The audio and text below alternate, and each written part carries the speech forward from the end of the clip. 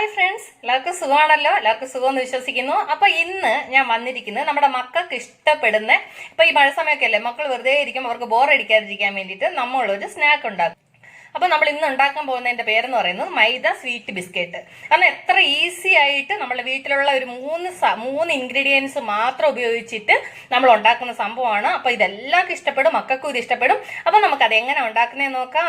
അതിന് വേണ്ടുന്ന സാധനങ്ങൾ എന്തൊക്കെയാന്ന് നോക്കാം. അതിനു മുമ്പായിട്ട് എന്റെ കൂട്ടുകാർ, നിങ്ങൾ ആദ്യമായിട്ടാണ് എന്റെ ഈ ചാനൽ കാണുന്നതെന്നുണ്ടെങ്കിൽ, എന്റെ വീഡിയോ കാണുന്നതെന്നുണ്ടെങ്കിൽ പ്ലീസ് നിങ്ങൾ എല്ലാവരും എന്റെ ചാനൽ സബ്സ്ക്രൈബ് ചെയ്യണം കേട്ടോ. സബ്സ്ക്രൈബ് ചെയ്യണം, സപ്പോർട്ട് ചെയ്യണം. സബ്സ്ക്രൈബ് ചെയ്തിട്ട് നിങ്ങൾ ബെല്ലൈക്കൺ പ്രസ് ചെയ്തിട്ട് ഓളെന്ന് കൊടുത്തെങ്കിൽ ഞാൻ ഡെയിലി ഇടുന്ന വീഡിയോ നോട്ടിഫിക്കേഷൻ നിങ്ങൾക്ക് വരത്തുള്ളൂ കേട്ടോ. അപ്പൊ നിങ്ങൾ സബ്സ്ക്രൈബ് ചെയ്യുന്ന വിശ്വസിക്കുന്നു. അപ്പൊ നമുക്ക് അതിന് വേണ്ടുന്ന സാധനങ്ങൾ എന്തൊക്കെയാന്ന് നോക്കാം. അതിനുവേണ്ടി ഞാൻ ഒരു 1.5 കപ്പ് മൈദ എടുത്തിട്ടുണ്ട്. അത് കഴിഞ്ഞിട്ട് ഒരു 1/2 കപ്പ് പഞ്ചസാരയും ഒരു 2-3 ഏലക്കായും കൂടെ. ഈ പഞ്ചസാര ഉണ്ടല്ലോ ചെറുതായിട്ട് നൈസായിട്ട് പൊടിക്കണം. അപ്പൊ അതിന്റെ കൂടെ ഏലക്കയും കൂടി പൊടിക്കാൻ വേണ്ടി അതിന്റെ കൂടെ വെച്ചേക്കുന്നത്. അത് കഴിഞ്ഞ് കുറച്ച് നെയ്യ് എടുത്തിട്ടുണ്ട്. അത് കഴിഞ്ഞ് അത് വറക്കാൻ ആവശ്യത്തിന് എണ്ണ, അത് കഴിഞ്ഞ് ഒരു പിഞ്ച് ഉപ്പ്. ഇത്രയാണ് വേണ്ടുന്നത്. അപ്പൊ നമുക്ക് ആദ്യം ഞാൻ ഈ പഞ്ചസാര ഒന്ന് പൊടിച്ചുകൊണ്ട് വരട്ടെ. അപ്പൊ ഞാൻ ആ പഞ്ചസാര ഒരു 1/2 കപ്പ് പഞ്ചസാര ഉണ്ട്, അത് പൊടിച്ചപ്പോഴത്തേന് 1 കപ്പോളമായി. ഇനി നമുക്ക് ഇത് മൈദയിലോട്ട് ചേർത്തിട്ട് നമുക്ക് നന്നായിട്ട് മിക്സ് ചെയ്യാം. അപ്പൊ നമുക്ക് എടുത്തു വെച്ചേക്കുന്ന മൈദയിലേക്ക് നമ്മൾ ഈ പൊടിച്ചോണ്ട് വന്ന് പഞ്ചസാര ചേർത്ത് കൊടുക്കാം. പഞ്ചസാര ഏലക്കയും കൂടെ പൊടിച്ചോണ്ട് വന്നില്ലേ, അത് ഫുള്ള് ഇതിലേക്ക് ചേർത്ത് കൊടുക്കാം. എന്നിട്ട് അതിലേക്ക് ഒരു പിഞ്ച് ഉപ്പ്. അത് കഴിഞ്ഞ് അതിലേക്ക് നമുക്ക് ഒരു 1.5 സ്പൂണ് നെയ്യ്. ഇനി ആദ്യം നമുക്ക് കൈകൊണ്ട് ഇത് നന്നായിട്ടൊന്ന് മിക്സ് ചെയ്യണം. ഇത് നന്നായിട്ട് ഞാനതൊന്ന് മിക്സ് ചെയ്യട്ടെ.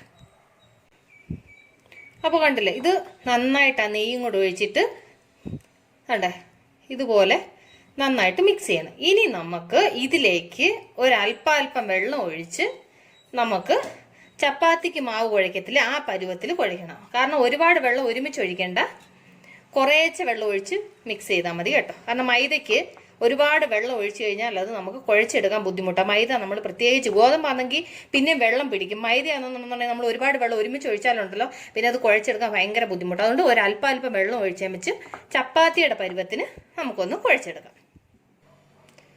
കണ്ടില്ലേ, ഈ പരുവത്തിന് ചപ്പാത്തിയുടെ മാവിന്റെ പരുവത്തിന് നമ്മൾ ഇത് കുഴച്ചെടുക്കണം. അത് ഒരു 5 മിനിറ്റ് നമ്മളിതൊന്ന് റെസ്റ്റ് ചെയ്യാൻ വെക്കാം. അപ്പൊ 5 മിനിറ്റ് കഴിഞ്ഞു. ഇനി നമുക്ക് ഈ കുഴച്ച് വെച്ചേക്കുന്ന മാവില്ലേ, നമ്മൾ ഈ ചപ്പാത്തിക്ക് പരത്താൻ എടുക്കത്തില്ലേ, അതുപോലെ ഈ പരുവത്തിൽ ഈ ഉരുളയായിട്ട് ഈ പരുവത്തിലുള്ള ഓരോ ഉരുളയാക്കിയിട്ട് എടുക്കണം. നമ്മൾ ചപ്പാത്തി ഉണ്ടാക്കുന്ന ചപ്പാത്തി പലകയില്ലേ, അതിന്റെ മേളിൽ വെച്ച് നമുക്കിത് പരത്താം. പരത്താൻ എടുക്കുന്ന പോലത്തെ ഒരു ബോൾ എടുത്തു. അത് കഴിഞ്ഞ് ഇത് നമുക്ക് നനയ്ക്കാൻ വേണ്ടിയിട്ട്, നനയ്ക്കാൻ മീൻസ് നമുക്ക് അതിനകത്ത് പൊടി നനച്ച് വേണ്ടായി നമുക്ക് പരത്താനേ, അതിനു വേണ്ടി ഞാൻ മൈദാപ്പൊടി എടുത്തിട്ടുണ്ട്.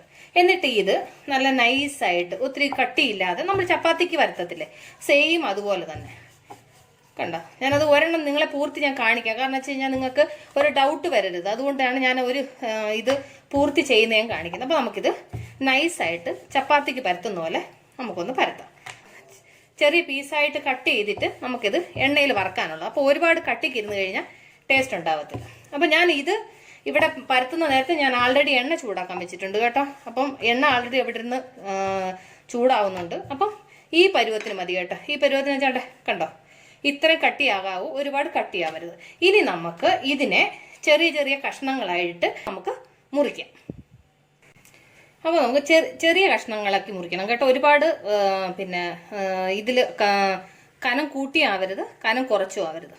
ഈ ഒരളവിൽ വേണം മുറിക്കാൻ കേട്ടോ. ഇങ്ങനെ എത്ര ഈസി എന്ന് പറഞ്ഞാൽ അത്ര ഈസി ആയിട്ടുള്ള സംഭവം, വലിയ പണിയൊന്നുമില്ല. നമുക്ക് വേഗം ആവുന്നൊരു സംഭവം. നമ്മുടെ മക്കൾക്കൊക്കെ വൈകുന്നേരം സ്നാക്കായിട്ടൊക്കെ ഉണ്ടാക്കി കൊടുക്കാനൊക്കെ കൊണ്ട് നല്ലൊരു ഇതാണ് കേട്ടോ.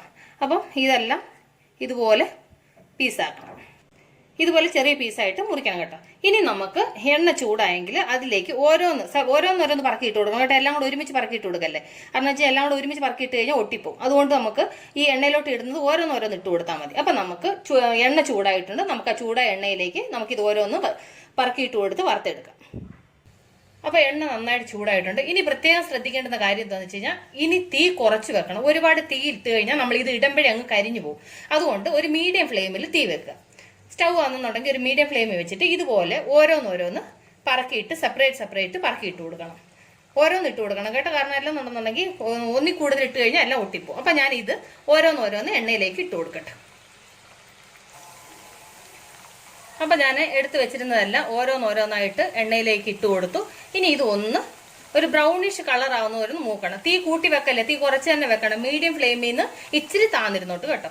ഒരുപാട് തീ വെക്കണ്ട. തീ വെച്ച് കഴിഞ്ഞാൽ ഇത് വേഗം കരിഞ്ഞു പോകും. ഒരു ബ്രൗൺ കളർ ആകുമ്പോൾ നമുക്ക് എടുക്കാം. അപ്പൊ ഇതൊന്ന് മൂക്കട്ടെ. അപ്പൊ കണ്ടില്ലേ, അത് നല്ല ബ്രൗണിഷ് കളറായിട്ട് എല്ലാം നല്ല ക്രിസ്പി ആയിട്ട് എന്താ പറയുന്നത് ബബിൾ ബബിൾ പോലെ വീർത്തിരിക്കുന്നു. അപ്പൊ ഞാൻ ഇതെല്ലാം കൂടി ഒന്ന് സെർവിങ് പ്ലേറ്റിലോട്ട് മാറ്റിയിട്ട് ബാക്കിയുള്ളത് ഇതുപോലെ ഞാനൊന്ന് ഉണ്ടാക്കിയെടുക്കട്ടെ. അപ്പം ഞാൻ ബാക്കി ഇരുന്നത് കൂടെ അതുപോലെ പരത്തി കട്ട് ചെയ്തിട്ട് ഇതുപോലെ ഉണ്ടാക്കി.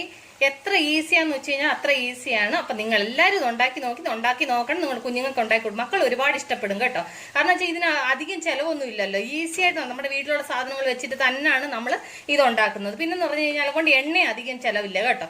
അപ്പം ഇതെല്ലാം നന്നായിട്ട് മൂത്തു. ഞാനിത് സ്റ്റൗ ഓഫ് ചെയ്യാണ്. ഇനി ഇത് ഞാനൊന്ന് സെർവിങ് പ്ലേറ്റിലോട്ട് മാറ്റിട്ട് കേട്ടോ. അപ്പം എൻ്റെ ഈ റെസിപ്പി എല്ലാവർക്കും ഇഷ്ടപ്പെട്ട് കാണുമെന്ന് ഞാൻ വിശ്വസിക്കുന്നു. നമ്മളുടെ റവ സ്വീറ്റ് ബിസ്ക്കറ്റ് എത്ര കണ്ടായിരുന്നു ക്രിസ്പി ആയിട്ട് കണ്ടില്ലേ. അപ്പൊ നമ്മളുടെ ബിസ്ക്കറ്റ് കണ്ടോ എത്ര ക്രിസ്പി ആയിട്ടുള്ള ബിസ്ക്കറ്റ് കണ്ടില്ലേ. നമ്മുടെ മക്കൾക്ക് കടയിൽ നിന്ന് ഈ പാക്കറ്റ് ഒക്കെ മേടിച്ച് കൊടുക്കുന്നതിൽ നോക്കും, ഇതിനകത്ത് നമ്മൾ ഒന്നും മിക്സ് ചെയ്യാം. നമ്മുടെ വീട്ടിലുള്ള സാധനങ്ങൾ മാത്രം ഉപയോഗിച്ചിട്ട് എത്ര നോക്കുക. അതിനകത്ത് അത് എണ്ണയും പിടിക്കൂല കേട്ടോ. ഇതിനകത്തൊന്നും എണ്ണ പിടിക്കുന്ന സാധനമല്ല. എത്ര ഈസി ആയിട്ട് ചെയ്യാൻ പറ്റുമെന്ന് എല്ലാവർക്കും മനസ്സിലായല്ലോ. അപ്പൊ എല്ലാവർക്കും എന്റെ റെസിപ്പി ഇഷ്ടമായി കാണുമെന്ന് ഞാൻ വിശ്വസിക്കുന്നു. അപ്പൊ നിങ്ങൾക്ക് എല്ലാവർക്കും ഇഷ്ടപ്പെട്ടുവെങ്കിൽ നിങ്ങളുടെ ഫ്രണ്ട്സിന് ഇത് ഷെയർ ചെയ്യണം. അതുപോലെ തന്നെ നിങ്ങളുടെ വാല്യുബിൾ കമന്റ്സ് ഇടണം, ലൈക്ക് ചെയ്യണം. അപ്പം ഇതുവരെ നിങ്ങൾ എന്റെ വീഡിയോ വാച്ച് ചെയ്തതിന് ഒരുപാട് താങ്ക്സ്. നാളെ നമ്മൾ പുതിയൊരു ഡിഷുമായിട്ട് നാളെ വീണ്ടും കാണും വരെ ബൈ.